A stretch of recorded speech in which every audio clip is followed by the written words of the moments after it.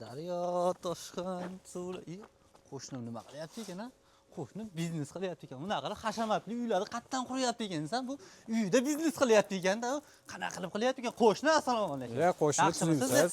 Bunaqa hashamatli uylarni qatdan quryapsiz ekansan. Biznes qilyapsiz ekanda.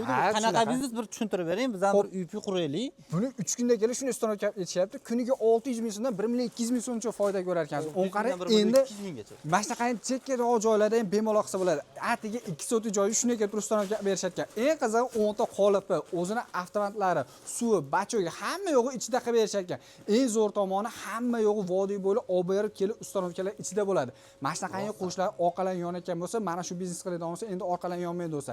Kimga shunaqa ishlab chiqadigan gazobolo uskunalarga kerak bo'ladigan bo'lsa, eng arzoni 1,5 ming dollardan boshlab ag'i yuqoriga ko'tarib, ushbu ko'rib turgan pol avtomatlaring desa, narxi 6,5 ming dollar 6,5 ming dollar bo'ladi. Vodiy bo'lib ustanovka dastlab kelib mutlaqo bepul bo'ladi. 3 kun ichida xudoolasiz kelib ustanovka berishadi. Bir donasini o'zidan chiqayotgan mahsulotdan 5 ming so'mdan foyda ko'rsiz bo'ladi. Bir kunda 120 tadan 200 tadan oshiq bemalol ishlab chiqarsa ham bo'ladi.